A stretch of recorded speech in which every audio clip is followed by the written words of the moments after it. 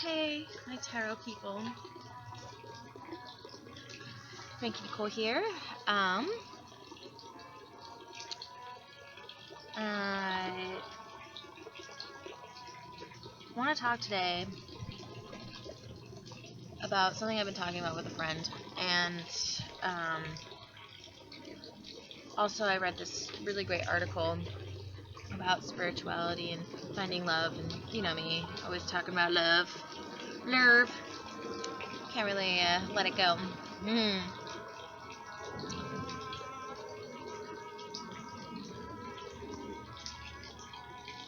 Well, so the article was kind of referencing the way we approach finding love and um, egoic versus soul like love. And part of the reason why we have such a hard time meeting people that we actually are compatible with and that we could fall deeply, madly in love with, or that is a deep soul, deep, true twin flame connection because of the outside circumstances that we usually pursue love upon. Now, I've always been looking for soul love, even when I was little. And although always the outside circumstances stood in the way, I always fell for the really popular guy or you know, the person who was, you know, out, an outstanding leader in some aspect, but they were always surrounded in their own mind of like how they wanted their life to be and what they were trying to pursue and expected things to be. And so when I proposed the idea that I liked them, I always got laughed at, you know, directly in the face. Because, I never saw it that way. And it's interesting that a lot of our outside can affect the way, outside as in the circumstances, the appearances, the social standings, affect the way that we are feeling about somebody and how we can be convinced that somebody is the right person for us because of they have all the right qualifications on our checklist that we have made for ourselves over the years. But as we grow older and as things, progress, we change, and our checklist should change, but a lot of times it remains the same.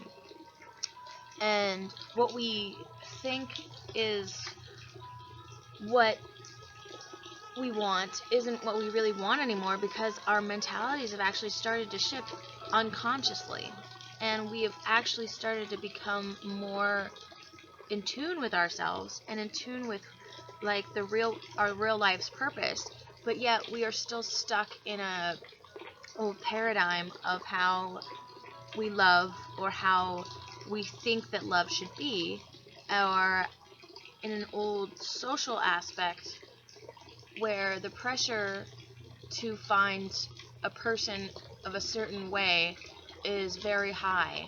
And that's why I honestly find the new movement of trans just so fascinating, because I feel like we're all in transition. We're all going through a transition, and throughout our entire lives, we are all a phoenix rising from the ashes of every small death that we have in our life, every transition. And some people have it bigger than others, and sometimes it needs to be reflected for them on the outside. Now, you know, sometimes reflections are temporary and some are, different and will change with the social norm.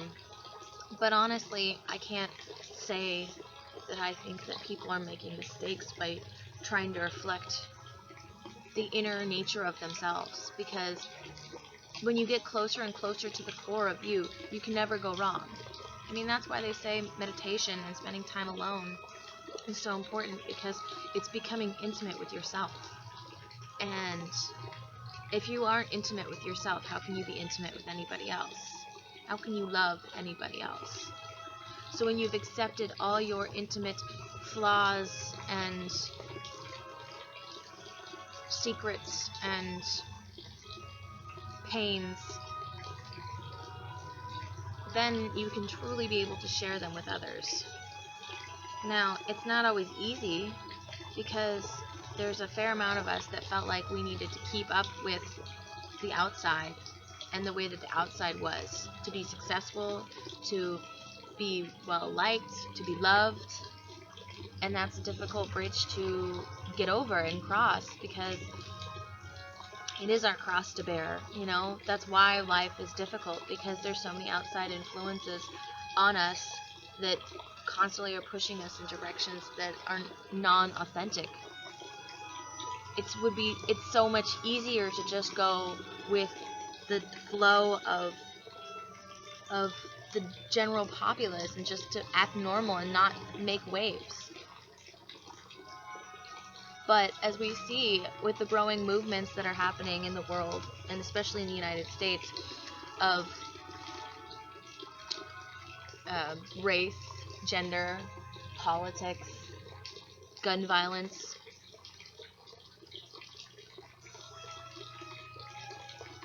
things can't stay dormant for long, and people want to change the standard. Now, it usually stays pretty broad, the standard, because it has to kind of generally be acceptable for everybody. But there's all these niche pockets inside in different areas that will be more heavily weighing on one side or the other. I think that's why it's difficult for me, and I've always been a global citizen, is because I kind of lay really directly in the middle. I'd like to be very polar, and I think polar pulls me to one side and the other, which is why I've had a hard time balancing. And I know that other people have, because I know that it pulls them as well. And that's why the mainstream has worked, because of that the balance is in the middle. And when you're imbalanced, being pulled to one side or the other, you're always having that strong negative pull to the other side, or positive pull, I guess. But I don't think it necessarily has to correlate with your personal identity anymore. I honestly think that because we are coming into the age of Aquarius, where ideas and lifestyles and understandings of people are becoming more, this grand spectrum of everything, and things are starting to become more acceptable regardless of if they're mainstream or not. There will now become all these niche groups of things, which is wonderful, because that's what we want. We want to see a larger scale of representation happening, you know? Happening. Great English today.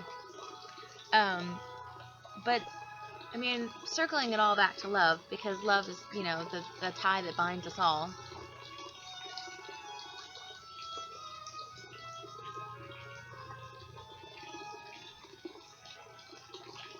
Looking outside your traditional type, your traditional focus group, I guess, the people that you normally surround yourself, going for somebody that actually stirs your soul rather than stirs your social upstanding, or your, you know, your who's gonna make you look good instead of who's gonna make you feel good. Somebody posted a meme, and it's pretty funny. I mean, it's definitely like silly. Let me grab mi telefono.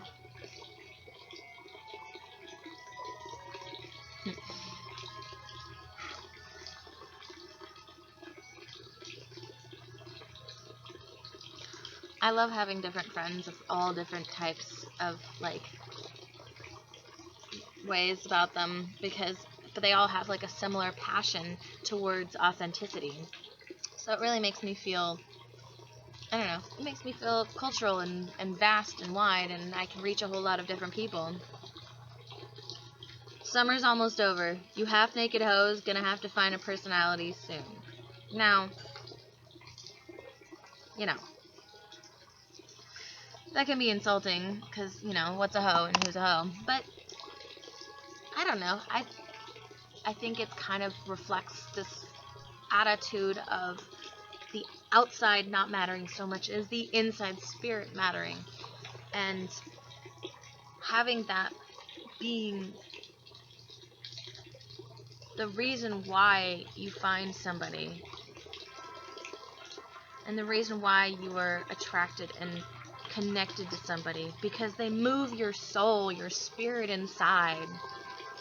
They make you feel like a better person. They make you want to be a better person. They challenge you in your beliefs, and they won't take your shit. And they make you question everything that you've ever known at one point, only to build you and make you a stronger person. Now, we all have people in our lives that we, you know, can commiserate with about things, and, you know, they pull up interesting things about ourselves, but ultimately there's someone, and I'm still on the mono connection route and not the poly, and the fact that I don't think that there are a lot of people that can help you grow and change, but I think there's that one person that is the true reflection of your soul. And when you come in contact with that person, it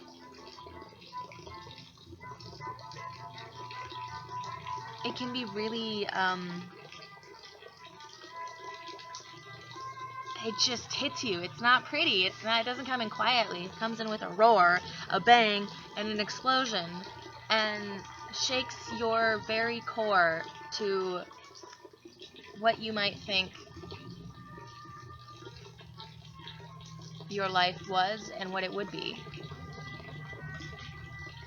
Even more than any of the people that have called you to your faults, and, there's friends, and those people are there to help you along the way. But ultimately, there's just that one person that is there to help you and change you and grow you in a direction forward that is most beneficial to you. We're getting pretty long in the tooth here, so let's pull some cards. I feel like I kind of covered what I was trying to talk about.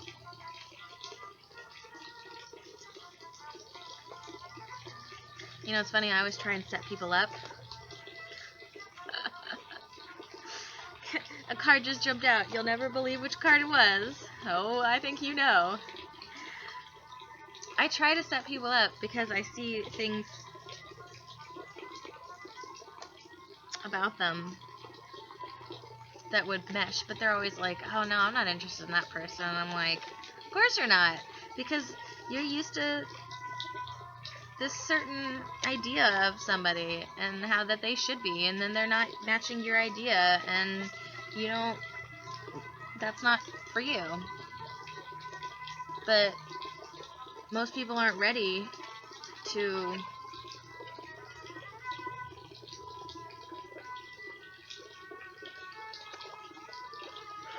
find somebody who actually matches their soul instead of their lifestyle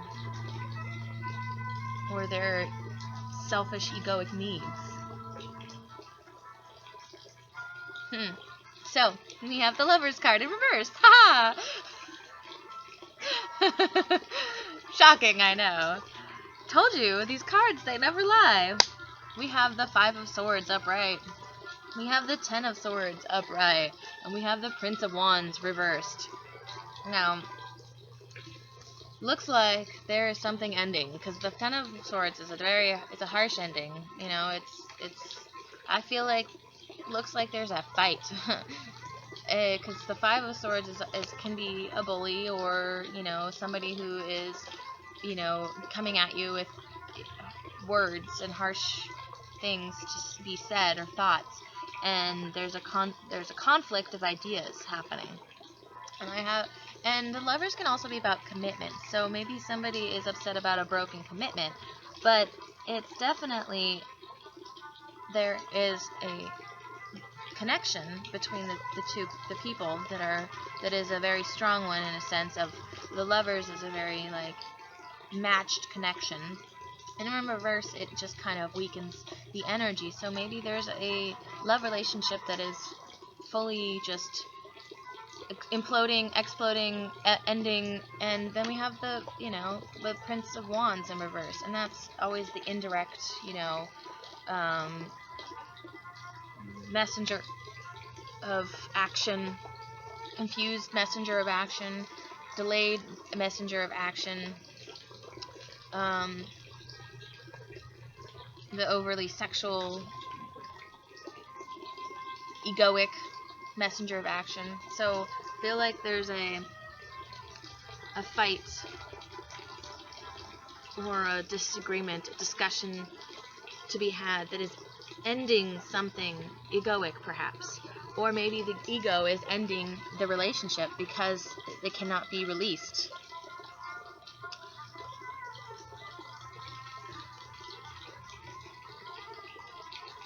With the punctuation mark, we can kind of see that there is this there's this Queen of Wands who's, you know, she's turned upside down, she's running down the streets all wild and crazy, and there's this, the Ten of Cups is a pretty good card, but it's always just warning us not to search for the, you know, perfect future. And I feel like, you know, this woman, this fire queen, this, you know, she's very, she can be impetuous and brash and wild and carefree, almost to the point of destructive behaviors. She's, you know, bipolar queen, you know, not balanced, back and forth on this, of just so many actions and so many things going on. She can be doing one thing over here and then doing the other thing. I tend to be Miss Fire Queen. I tend to be more upright, but, you know, I can become reversed when pushed. But we have the Ten of Cups, and it's kind of just this warning of, like, you know, enjoy the happiness that is put up in front of you now, and not always searching, always looking forward to what could be, you know, like, I'm not happy unless I have this, or I'm not happy unless I have it this way. And I think that's this here, the High Priestess is talking about going in the spiritual and the within, and not basing so much on the ego. And this card is talking about the ego, where if I only had somebody or something or a situation in my life that was like this or like that, because I have this checklist, you know, of things. And this is just the general energy. So, you know, this is the queen. She's kind of back and forth. She's wanting that, and not, you know, not basing everything on an egoic level, but on a idea of, like, the inner spiritual understanding and what feeds the soul, and the and the inner guidance, you know, letting that take you to where you find happiness, where you find comfort, is really going to propel you forward into a future and a happiness that you can be comfortable with in the present. Because it all starts with now. You know, there's no, we can't rush forward, we can't go back. We just have to make do now, and being happy with what is happening in this very moment, and being comfortable with that. Draw some love cards quickly because we're at 20. Hey! Ah! And they jump out. Haha! Oh, and there's another one.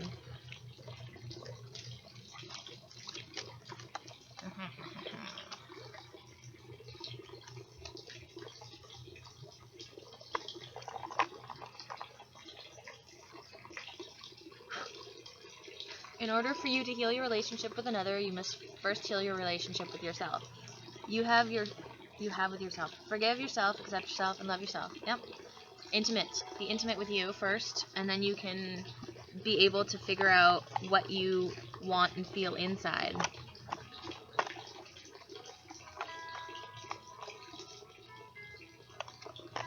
I feel you forever in my heart. You are my thoughts. In the air I breathe, you are a jewel, a sparkling diamond. Your heart is like a great ocean of love. Thank you. Your spiritual awareness is growing, and so too is your sexuality. Sensuality is heightened, and this has a magical effect on the one you love. A sacred union is reborn. Love is in the present moment. I think we got that for today. Close your eyes and feel your spiritual connection to everything on this planet. Every person, animal, tree, and flower. Feel the ocean, the wind, the sky, all in perfect harmony, moved by one eternal flow of love. You are a jewel, even though you may not see it. What you consider imperfect is an illusion. Even in darkness, you shine eternally bright. And with that, I will end, and I hope I have given you some food for thought, because I think it is important connection to make back with yourself and see what truly you want into your life. Not just what has everyone been telling you what you want into your life. I bid you adieu.